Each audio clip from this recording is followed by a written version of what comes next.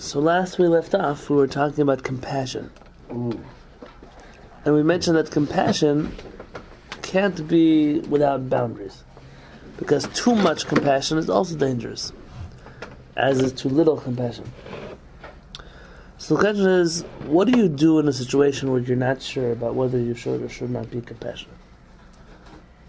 We have a very simple formula in halakha, in Jewish law. When it's a biblical prohibition, you're strict and you do it. And when it's a rabbinic prohibition, you're lenient and you could violate it. When you're debating between a positive commandment and a passive commandment, all kinds of formulas. What do you do in a situation? You see someone, you're not sure. Should you help? Should you not help? Should you be compassionate? Should you not be compassionate? We're on page 45. Says Rabbi Avraham, V'achar kol zot, after all this, Da yishalom ki sakanat harachamim on mi she'eino ra'ui lahem. Having compassion on someone who is not worthy of compassion, that danger, pchuta mibchina datit, from a religious level, is lesser of a problem misakanat ha'itachzarut an mi she'ra'ui lerachamim, is less of a danger than having cruelty towards a person who might need compassion. Meaning, if you have to choose between compassion and cruelty, always err on the side of caution, meaning always be too compassionate. Because the danger of being too compassionate is much less than the danger of being too cruel. And therefore we must be cautious in judgment. We must be very slow to judgment. And this is talking about a rabbinic court. Even by an idol worshipper who's this is a terrible sin. Hashem commands us that you should examine and analyze and ask very well. You have to take your time before you judge. And by a false witness. What is a false witness? Someone who says, goes to court and says something that didn't happen. Very good. So he's going to court to give a false testimony. Normally we're talking about a person who's trying to get another one killed. So he's going to say, hey, I saw this guy murder him. He didn't see anything. He's making it up. He got paid off. This false witness, even in that situation, so the judges should examine him carefully. Take time. Don't rush to judgment. Even though he's a crook and he's a criminal. But take time to judge. How much more so a person who you're unsure about whether or not you should be kind to them. Any person who comes to ask you for tzedakah. Anybody. You don't have time. You don't have the ability to begin to check. Is he worthy of tzedakah? Is he not worthy of tzedakah? Like a rabbi say, Amar parnesuni en botkin. If a person says, feed me, support me, we don't scrutinize him. We don't look too deeply into him. I was now in HaShamayim in a bookstore, and some 14-year-old boy comes over to me and says, I need this book for yeshiva, and I can't afford it. Okay. So I asked him, how much are you missing? He said 14 shekels. So I gave him exactly 14 shekels. Well, the price is 14, so he's missing the whole amount. No, it was probably like 60 shekels of a book. Okay.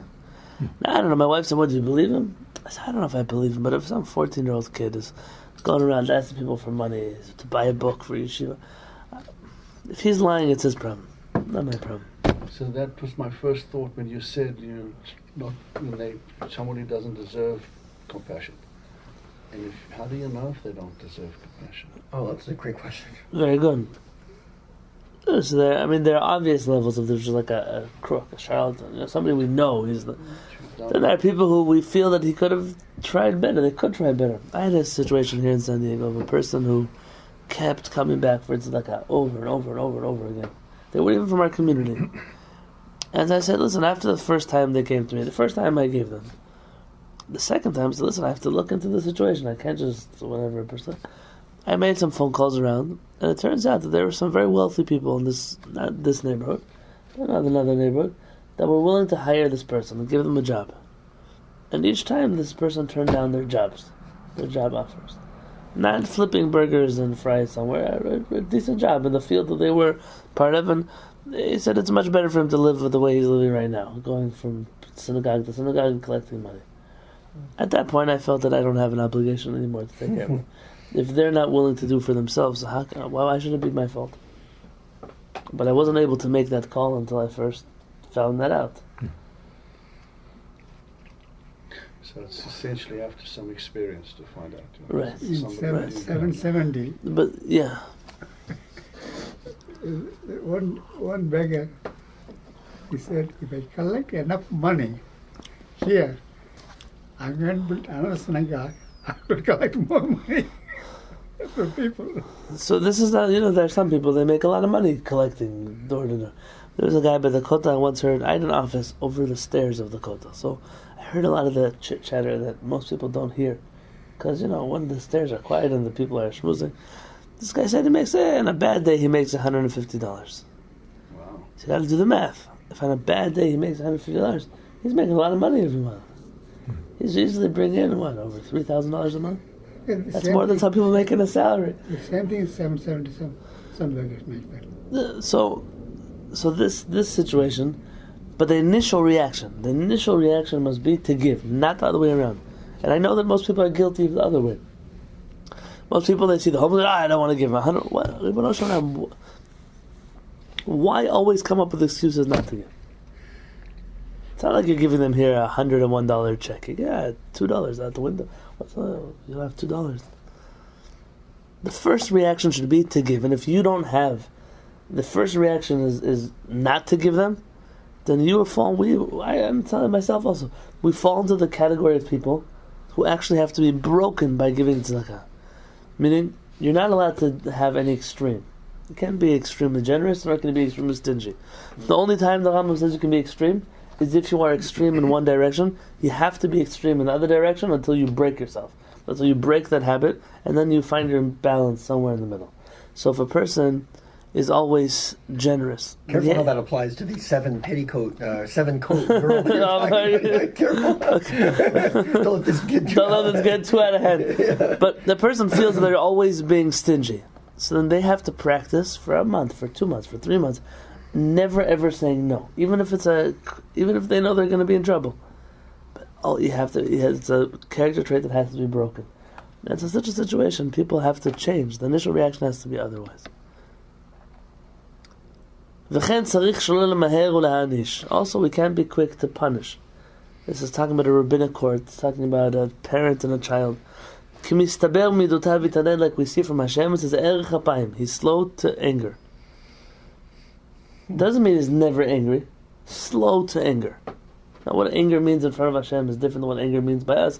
But Hashem is telling us you're allowed to be angry, but there has to be judgment that goes into being angry. If every time a person gets angry, so then their anger starts to lose its value.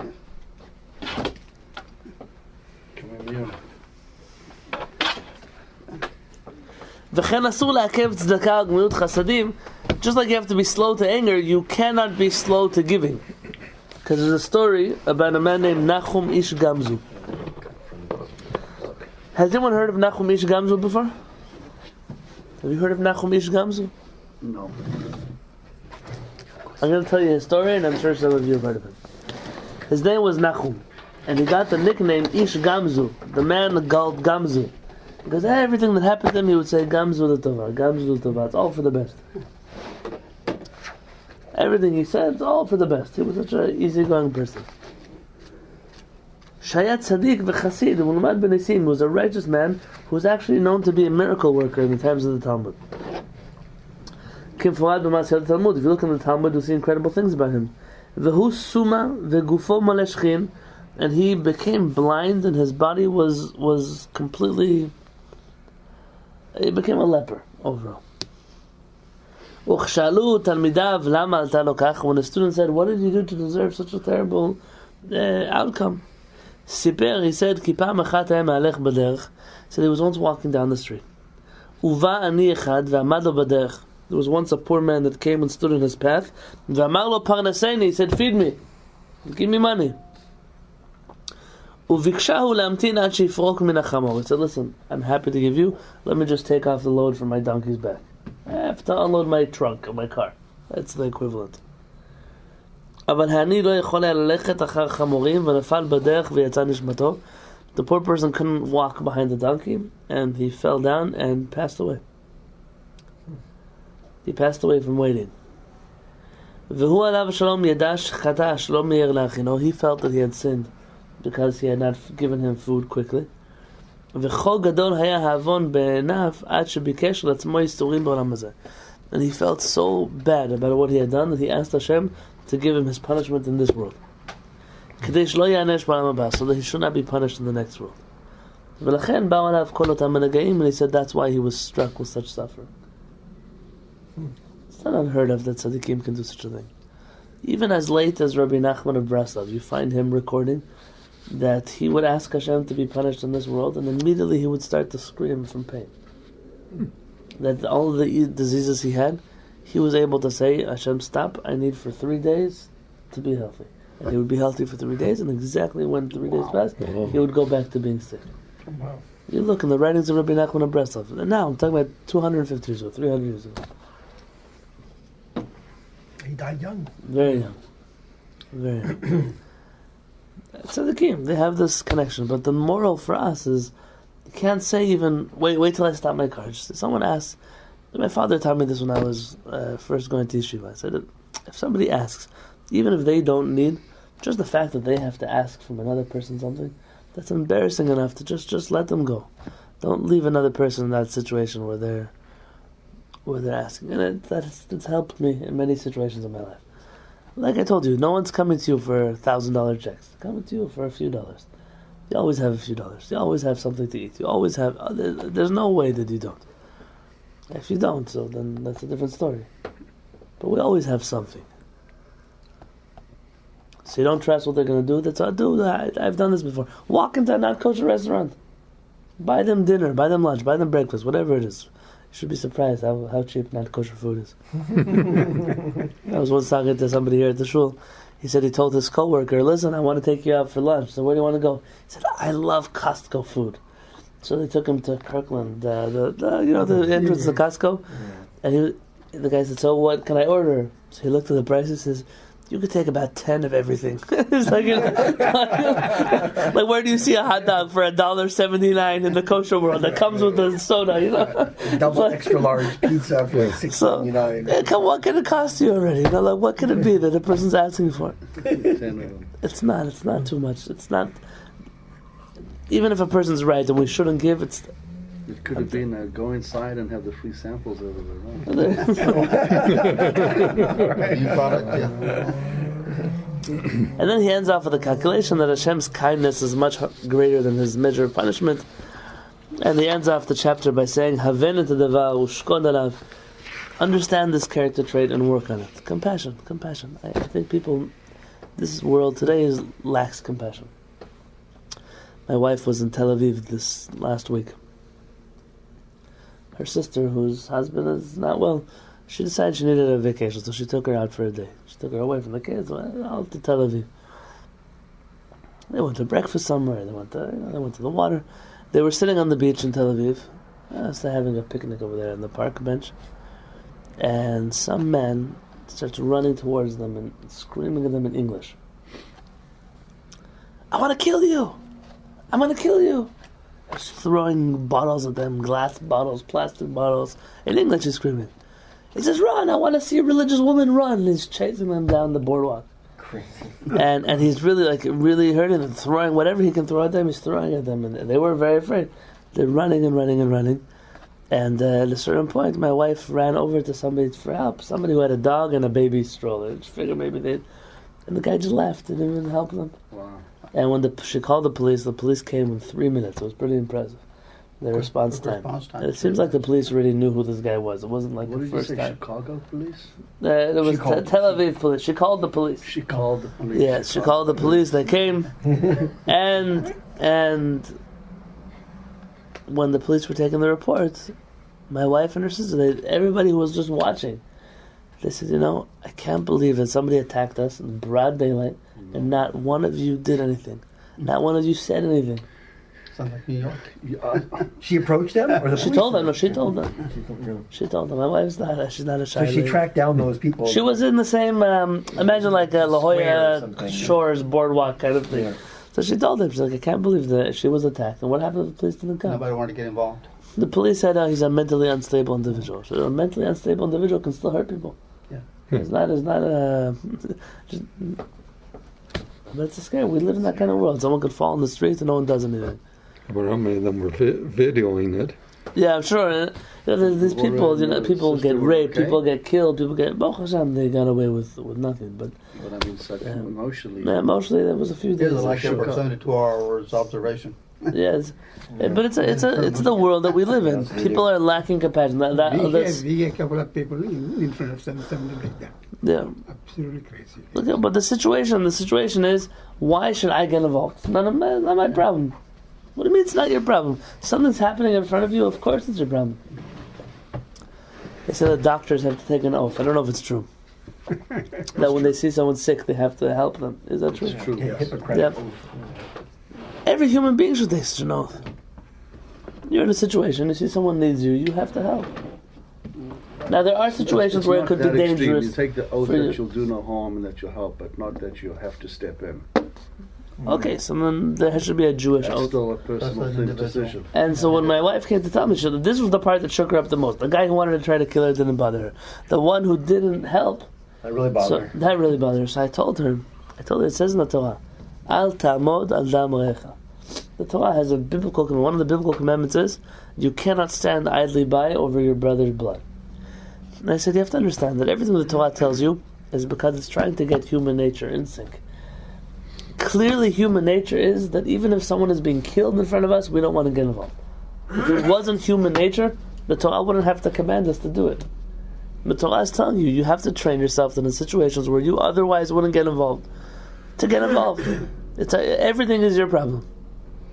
What can I tell you? The legal system out here is crazy. Sometimes you can get involved in something and you find yourself in problems that you didn't ask for in the first place. That's already a flaw of this country's legal system. But there has to be compassion on the streets, and if there's not compassion, you have to train. Hashem wiped out an entire world because they lacked compassion. The generation of the flood was wiped out because they lacked compassion. People could steal from each other in broad daylight. You would call the police, and the police would say, "Great, yeah, you left your car in the driveway. It's your problem." There's a flood coming soon then. Bezat Hashem, Hashem should rain on us a lot of goodness and a lot of compassion. Bezat Hashem.